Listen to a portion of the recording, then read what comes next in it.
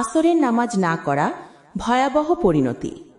রাসূলুল্লাহ সাল্লাল্লাহু আলাইহি সাল্লাম বলেছে, যে ব্যক্তি আসরের নামাজ ছেড়ে দেয় তার সব আমল নষ্ট হয়ে যায়। সহিহ বুখারী ৫৫৩। আসরের নামাজ ইসলামের একটি অত্যন্ত গুরুত্বপূর্ণ ফরজ ইবাদত। দিনের শেষ অংশে এই নামাজ মানুষকে আল্লাহর দিকে ফিরিয়ে নেয়। কিন্তু যে ব্যক্তি ইচ্ছাকৃতভাবে আসরের নামাজ ছেড়ে দেয় তার আমল ধ্বংস হয়ে যাওয়ার আশঙ্কা রয়েছে। এটি এমন একটি ভয়ঙ্কর ক্ষতি যা কোনোভাবেই পূরণ করা যায় না। তাই যাই হোক, যত ব্যস্ততাই থাকুক, আসরের নামাজ কখনো ছেড়ে দেবেন না। আল্লাহর কাছে যাবার আগে এই এক নামাজই হতে পারে আপনার নাজাতের কারণ। আল্লাহ আমাদের সবাইকে নিয়মিত নামাজ আদায় করার তৌফিক দিন। আমিন।